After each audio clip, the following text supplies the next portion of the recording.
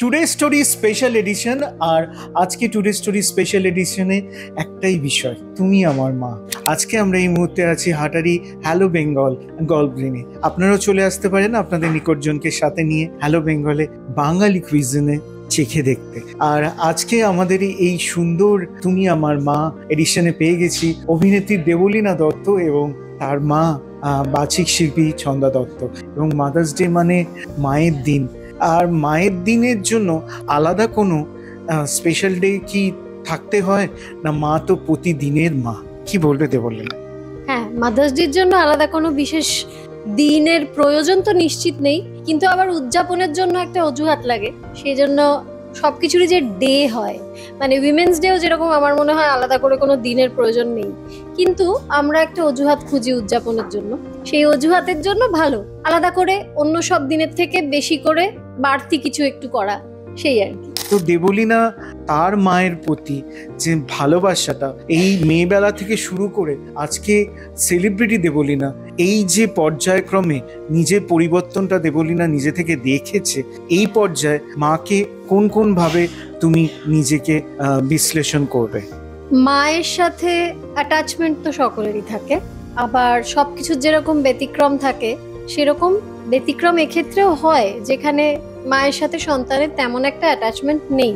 তো আমার ক্ষেত্রে কোনো ব্যতিক্রম তো নেই এই ব্যাপারে, তবে মায়ের সাথে একটা বিশেষ সম্পর্ক, সব সম্পর্ক থেকে বিশেষ, এটা সকলেরই হয়, কিন্তু ব্যতিক্রম বাদ দিয়ে আমার আবার বিশেষের থেকে একটু বেশি বিশেষ, কারণ আমার পৃথিবীটাই মা। মানে আমার এই বয়সে পৌঁছে যাওয়ার পরেও আমার একেবারে ছোট থেকেই আমার বন্ধু, আমার ঝগড়া করার মানুষ, আমার তর্ক করার মানুষ, আমার বড় হয়ে ওঠায় অ্যাডোলেসেন্সের সময়ও সবকিছু শেয়ার করার মানুষ, যেটা আর 5 জনের থেকে একটু বেশি, মানে দুরকম ব্যতিক্রম হয়। তো একটা হচ্ছে অতটা অ্যাটাচমেন্ট নেই, আর একটা হচ্ছে মাকে নিয়েই জীবন।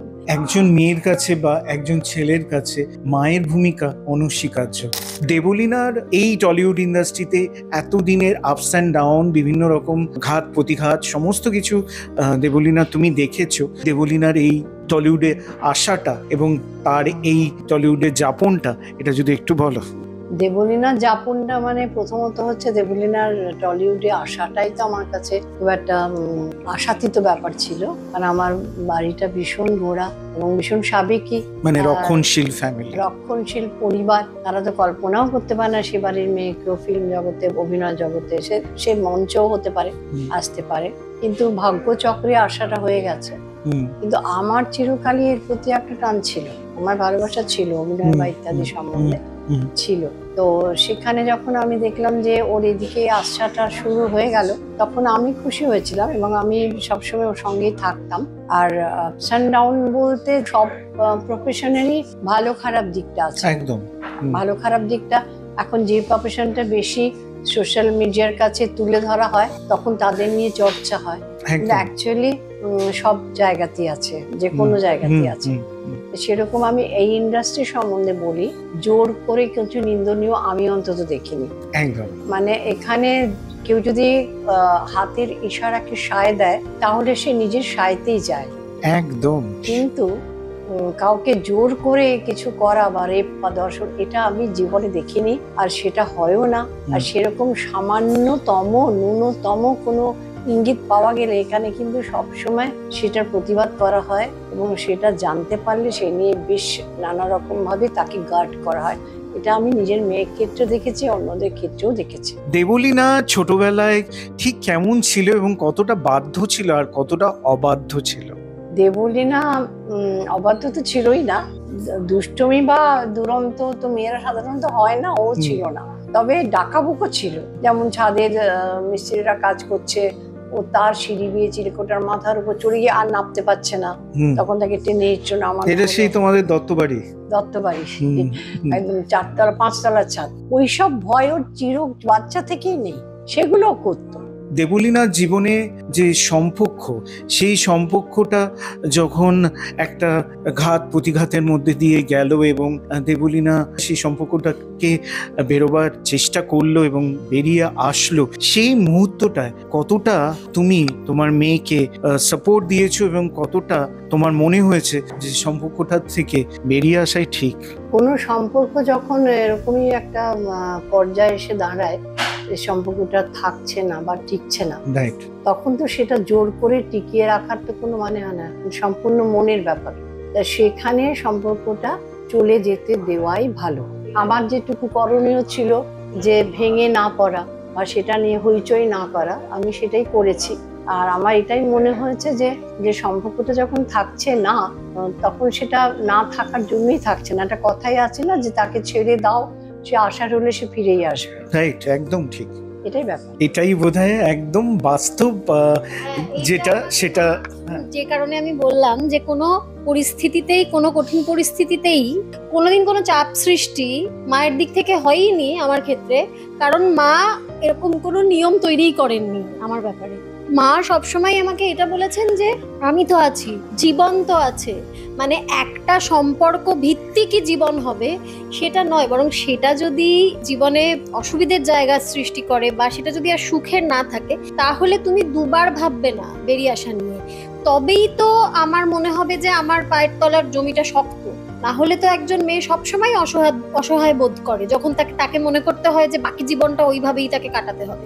তো সেই ক্ষেত্রে আবার এতটাই আমার মা বুঝদার যে আমার এই আলাদা হওয়ার পরে মা প্রথম যে হোয়াটসঅ্যাপটি সেই মানুষটিকে পাঠিয়েছিলেন, সেই হোয়াটসঅ্যাপের যে শেষ লাইন দুটো, সেই লাইন দুটো আমি ভুলবো না কোনোদিন। পরবর্তীকালে মা আমাকে দেখিয়েছিলেন যখন, ছিল যে আমি আশীর্বাদ করি তুমি যেন খুব ভালো থাকো, তোমাকে ভালো থাকতেই হবে, কারণ তুমি ভালো থাকলে তবেই আমার মেয়ে ভালো থাকবে, আর আমার মেয়ে ভালো থাকলে আমি ভালো থাকবো। আমি তখন অব্দি মায়ের সাথে আলাপ আলোচনায় বসিনি এটা নিয়ে। সে ভালো থাকলেই যে আমি ভালো থাকবো, আমি না বলাতেও আমার মা সেটা নিজেই বুঝে নিয়েছিলেন।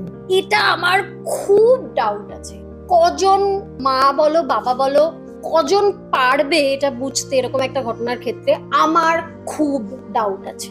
এখনকার দেবলীনার সঙ্গে আরেকজনের নামও এখন খুব জড়িয়ে যাচ্ছে এবং আকাশে বাতাসে সব জায়গায় তাকে দেবলীনার পাশে দেখা যাচ্ছে, আর তাকে নিয়ে অনেক কথা চলছে। সে খুব ভালো একজন মানুষ এবং আমাদের ভীষণভাবে টুডে স্টোরির সকল দর্শকের প্রিয় সৌম্য। সৌম্য তোমার জীবনে বন্ধু হিসেবে, একজন গাইড হিসেবে তুমি তাকে সেই দরজার করা নাড়বার জন্য কি এগিয়ে দিচ্ছ, না বন্ধু হিসেবেই থাকছে? সৌম্য আমার বেস্ট ফ্রেন্ড এবং সৌম্য আমার বেস্ট ফ্রেন্ড হিসেবেই আছে। সবাই সৌম্যকে নিয়ে আমাকে নিয়ে জড়িয়ে নানান রকম কথা বলেন, কেউ ট্রোল হিসেবে বলেন, আবার কেউ দেখেছি খুব চান যে এরকম একটা কিছু হোক। সত্যি কথা বলতে গিয়ে আমিও চাই এরকম কিছু হোক। সৌম্যর সাথে আমার বন্ধুত্বটা এতই ভালো, কিন্তু দুঃখের বিষয় হচ্ছে না। আমিও চাই হোক, কিন্তু হচ্ছে না। আমার সাথে সৌম্যর শুধুই বন্ধুত্ব, কারণ বন্ধুত্বটা এতটাই ভালো, এতটাই ব্যালেন্সড একটা বন্ধুত্ব, যেখানে আমার মনে হয় এরকম কিছু হলে তো ভালোই হতো। সৌম্য কি চায় এরকমই কিছু হোক? আমার মনে হয় সৌম্যও মনে করে যে এরকম কিছু হলে খুব ভালো হবে। আমরা যদি ব্যাপারটাকে তৃতীয় ব্যক্তি হিসেবে, সৌম্য আর আমি বাইরে থেকে যদি তৃতীয় ব্যক্তি হিসেবে দেখি সৌম্যকে আর দেবলীনাকে, আমাদেরও মনে হয় যে আরে এদের তো একটা সম্পর্ক হলে খুব ভালো হবে, কিন্তু আমাদের একে অপরের প্রতি বন্ধুত্বের অনুভূতি ছাড়া আর কোনো অনুভূতি এখনো অব্দি আমরা অনুভব করি না। কাজে এই ব্যাপারে আমাদের কিছু করার নেই। যারা চান তাদেরকে দুঃখ সহকারে বলছি যে আমরা অক্ষম, আমাদের এর বাইরে কোনো অনুভূতি হয় না। আর যারা ট্রোল তাদেরকে বলবো আপনারা ট্রোল করে যান, কারণ আমাদের খুবই মজা লাগে ট্রোলগুলো দেখতে। তবে এইটুকু বলতে পারি, এরকমটা হলে খুবই ভালো হবে। আমি মায়ের সামনেই বলছি এরকমটা হলে খুবই ভালো হবে, কিন্তু হচ্ছে না কিছুতেই। আপনারা বলে বলে দেখুন যদি হয়ে যায়।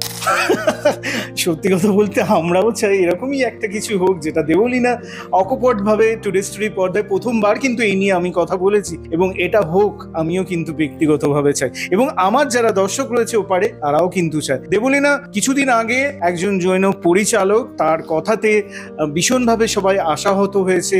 আমাদের যারা অভয়া নিয়ে লড়েছে, যারা রাস্তায় হেঁটেছে, তাদেরকে চরমভাবে লাঞ্ছিত করা হয়েছে সেই ওয়ার্ডে। দেবলীনা, তুমি কোন কোন গিফটটা পেয়েছো যদি আমাদের দর্শকদের বলো। আমার তো মনে হয় আমি বাড়ি গাড়ি করে আমি বিরাট বড়লোক হয়ে গেছি। বাকি জীবনটা আমাকে আর কিছু ভাবতেই হবে না, আমি পায়ের ওপর পা তুলে কাটিয়ে দিতে পারবো। যতটা প্রথম সারির আন্দোলনকারী হিসেবে আমি যত বেশি থেকেছি, তাতে আমার তুমি এবং সৌম্য দুজন। আমি সৌম্য চৈতিদি একেবারে শেষ দিন পর্যন্ত, বাট শেষ দিন তো এখনো হয়নি, এখনো চলছে আন্দোলন, এখনো চলছে, সেটা জনগণ জানেন না কিন্তু আমরা জানি। তো আমার সব থেকে বড় লোক হয়ে যাওয়ার কথা, সব থেকে বড়। তো আমার ক্ষেত্রে একটাই কথা, আমি যখন তোর সম্পর্কে কিছু একটা বলবো, তুই জানবি যে আমি তোর সম্পর্কে কথা বলছি না, আমি নিজের সম্পর্কে কথা বলছি। তো যিনি এটা বলেছেন তিনি তার পরিচয় দিয়েছেন, তার কি মানসিকতা সেটা আমাদের কাছে একেবারে স্পষ্ট হয়ে গেল, পরিষ্কার হয়ে গেল যে তিনি বস্তুটা ঠিক কি। একদম। এবং এই মুহূর্তে এই বিষয়ের ওপরে অনেক আলাপ আলোচনা সমস্ত কিছু চলছে, মানুষ সবকিছু জানবে এবং যেটা সত্যি সেটা তো বেরিয়ে আসবেই। আজকে আমরা ছিলাম হাটারি হ্যালো বেঙ্গলে এবং আপনারাও আপনাদের নিকটজনকে সঙ্গে নিয়ে চলে আসতে পারেন এখানে খাওয়া দাওয়া করার জন্য। একদম শেষে এইটুকুই বলবো, মায়েদের প্রতি ভালোবাসা এবং আন্তরিক শুভেচ্ছা সবার জন্য রইল। Happy mother's day. নমস্কার।